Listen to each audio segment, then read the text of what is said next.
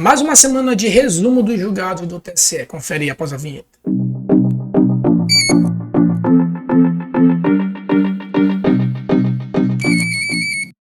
Essa semana a gente vai resumir aí os acórdãos publicados do dia 30 de outubro até o dia 3 de novembro, tá? Aquilo que eu já falei para vocês, ó, essa semana, acho que por conta do feriado, né, a gente teve apenas 13 acórdãos. Isso não quer dizer, em hipótese alguma, que a gente não tenha quantidade de acórdãos aí do ponto de vista qualitativos interessantes, né? Eu já falei para vocês que tem vezes que algumas semanas a gente tem 60, 70, 80, 90 acórdãos publicados e pouquíssimos ali de maiores relevâncias. Nesse caso que a gente teve 13, mas teve um acórdão aqui bem interessante, então fica aí até o final, tá? Então a gente já começa com prestação de contas e juntado de documentos, tá, pessoal? Isso é muito comum, principalmente nos tribunais regionais eleitorais, né?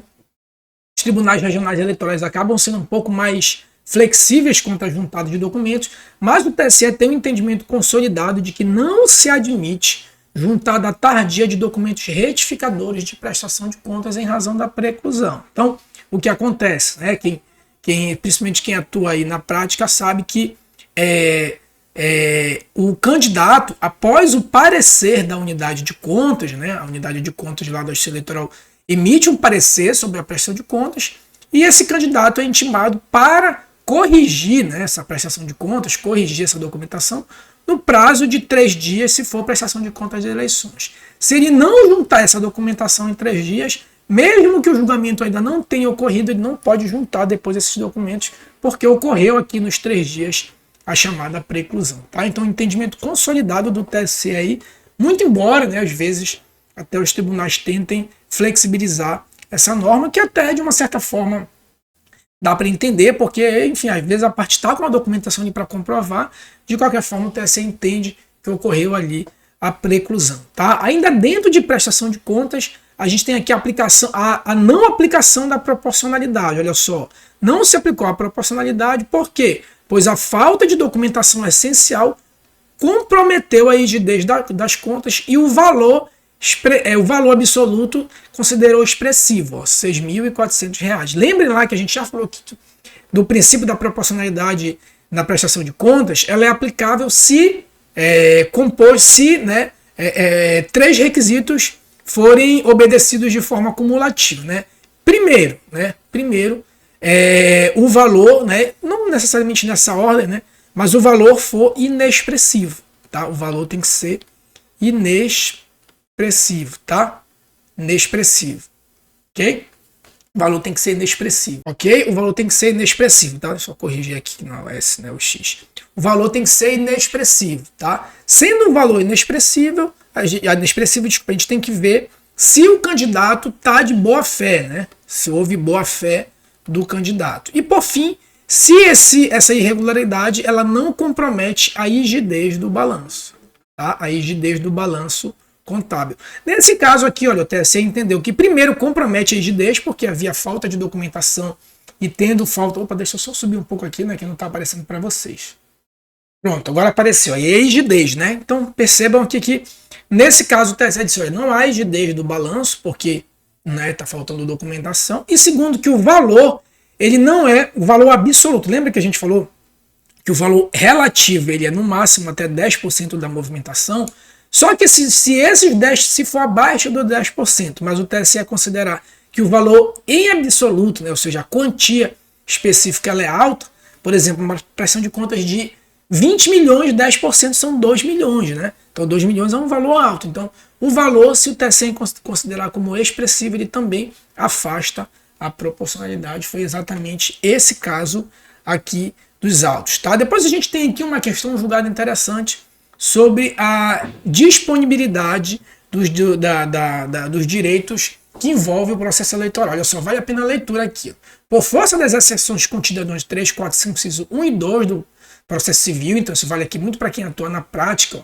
Então, o artigo 345 do CPC diz o seguinte, ó, que os efeitos da revelia, ou seja, a pessoa revel lá, né, que não respondeu a um chamado de compor o polo passivo da demanda, ou seja, de ser incluído no polo passivo da demanda, não produz efeito se houver a pluralidade de réus e o litígio versar sobre direitos indisponíveis. É exatamente aqui o caso dos autos, né? O TSE entende que os efeitos da revelia não se operam nas ações eleitorais por conta da indisponibilidade dos direitos, né?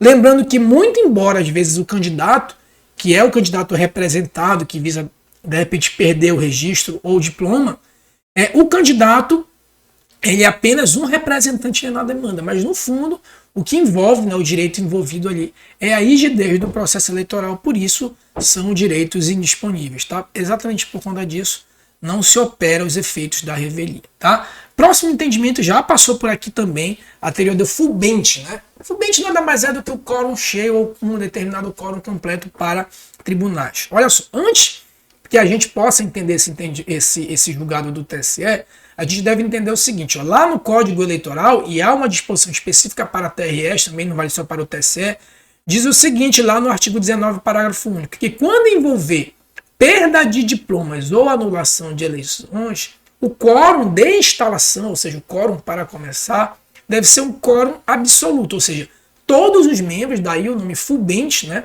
quórum completo, a presença de todos os membros é imprescindível para poder julgar aquele feito. Então, o feito só vai ser julgado se todos os membros estiverem presentes. Como regra geral, basta que a maioria absoluta esteja presente. Então, são 7 membros, basta que 4 estejam presentes. No entanto, aqui nesse caso, para cassação, perda de diploma ou registro, todos os membros devem estar presentes para iniciar o julgamento, tá? Por outro lado, o regimento interno do TSE diz que o relator pode julgar monocraticamente, né, dar provimento a recurso, se a decisão recorrida estiver em confronto com súmula ou jurisprudência dominante do TSE ou do STF. Exatamente por conta disso, o TSE entende que o provimento monocrático dos recursos especiais em virtude de manifesto confronto do aresto regional com a jurisprudência do TSE não ofende o disposto no 36.7º, ao contrário do regimento interno. Né?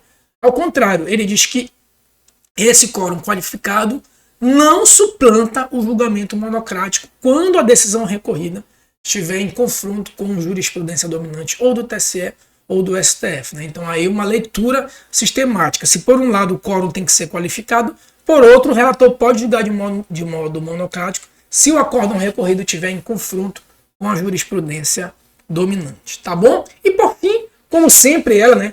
Toda semana aparece aqui fraude à cota de gênero, às vezes eu não coloco porque como aparece toda semana, então eu prefiro pular para aparecer em outro momento. Então, como nunca mais a gente colocou e toda semana vai aparecer, só para relembrar que a fraude à cota de gênero, né? Lembra lá que no artigo 10, parágrafo, acho que vocês até já decoraram o parágrafo, né? Artigo 10, parágrafo 3º, da lei das eleições, a lei 904, reserva 30% das vagas para um gênero e 70% para outro gênero, na prática acaba sendo mulheres, e não obedecer essa proporção, pode ter o registro indeferido, lá no momento do registro de candidatura, ou se requerer o registro apenas para cumprir essa formalidade, e depois se descobrir que essa candidatura foi fictícia, né, e os elementos para que essa candidatura fictícia seja aferida é a votação zerada, prestação de contas sem qualquer movimentação financeira, ou a ausência de ato efetivo de campanha, você vê lá a candidata sequer fez um post em rede social, esses elementos convergem para que aquela candidatura tenha sido requerida apenas para cumprir a formalidade de 30% e, portanto, seja uma candidatura fictícia, né? Uma candidatura laranja, o que tem como consequência a derrubada de todo o DRAP, tá? Não só a candidata ela pode se tornar inelegível, se a representação for uma AIGE, como também toda a chapa, né? Todo o DRAP é derrubado, mesmo que o candidato beneficiário não tenha participado aí do abuso de poder. Tá bom? Tranquilo, meus amigos? Esses foram aí os entendimentos da semana do dia 30/10 ao dia 3/11, tá? Não se esqueçam de se inscrever no canal, curtir, comentar, compartilhar, isso ajuda bastante a gente, tá? Quer se aprofundar em direito eleitoral, seja para concurso, seja para prática, eu vou deixar 2 links aqui, o primeiro link e o segundo link na descrição desse vídeo, ok? Forte abraço e até a próxima.